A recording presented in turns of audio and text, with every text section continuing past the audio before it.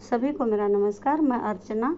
आज हम करेंगे संज्ञा, लेकिन संज्ञा से पहले आपको शब्द और पद के बारे में बताती हूँ।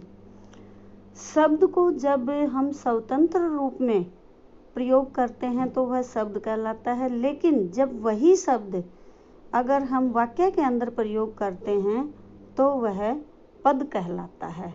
अर्थात स्वतंत्र रूप से शब्द और वाक्य के अंदर वही शब्द पद कहलाएगा। अब आते हैं पद के भेद। पद के 5 भेद होते हैं: संज्ञा, सर्वनाम, विशेषण, क्रिया और अव्यय।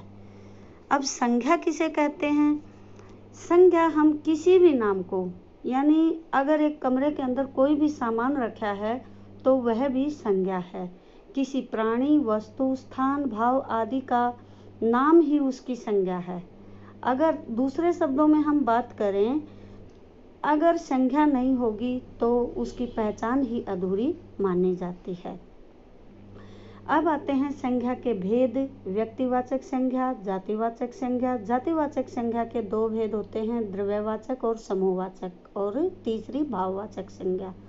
व्यक्तिवाचक संज्ञा जब किसी एक प्राणी, किसी एक वस्तु, एक स्थान का ज्ञान हमें होता है तो वह व्यक्तिवाचक संज्ञा कहलाता है। जैसे मोहन, हिमालय, गंगा, नदी, अर्थात किसी का भी कोई भी नाम व्यक्तिवाचक संज्ञा कहलाएगा।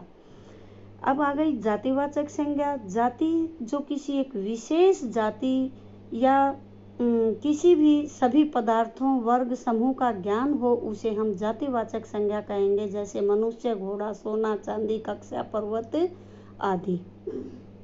जैसे नदी जातिवाचक संज्ञा है क्योंकि वह सभी नदियों का बोध कराती है। पर्वत एक जातिवाचक संज्ञा है क्योंकि वह भी पर्वतों का बोध कराता है। लेकिन किसी भी विशेष नदी का नाम लिया जाए या विशेष पर्वत का नाम लिया जाए तो वह व्यक्तिवाचक संज्ञा कहलाएगा। जातिवाचक संज्ञा के 2 भेद होते हैं: द्रव्यवाचक संज्ञा और समूहवाचक संज्ञा। द्रव्यवाचक जिस संज्ञा शब्द से उस सामग्री या पदार्थ का बोध हो, वह जैसे सोना, चांदी, लोहा, ऊन आदि द्रव्यवाचक कहलाएगा। और समूहवाचक किसी भी समूह का ज्ञान कराए, वह समूहवाचक संज्ञा कहलाएगा। अब आ गई हमारी भाववाचक संज्ञा। किसी भी भाव, गुण, दशा आदि का ज्ञान कराने वाले शब्द भाववाचक संज्ञा होते हैं। यह पदार्थ का आंतरिक रूप होता है, यानी अंदर की भावना जो निकलती है वह भाववाचक संज्ञा कहलाती है। संज्ञा की पहचान कैसे करें?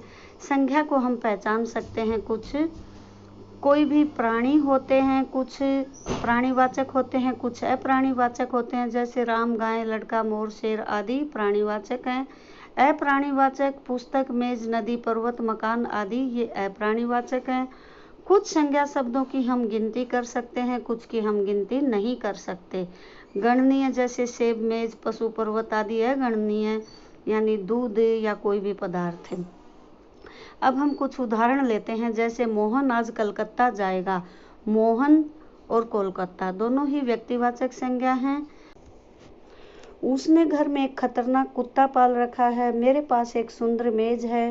गंगा हिमालय से निकलती है। आदमी को चाहिए सबसे प्रेम करे। योग्यता में मोहन सबसे आगे है। वह जवानी में बहुत सुंदर था। तो यहाँ पर जिन लाइनों के नीचे हमने, जिन शब्दों के नीचे अंडरलाइन कर रखा है, उनको देखें कि जैसे मोहन व्यक्ति का नाम है, घर, कुत्ता, आदमी, मेज, कक्षा किसी भी जाति विशेष के बारे में ज्ञान दे रहे हैं।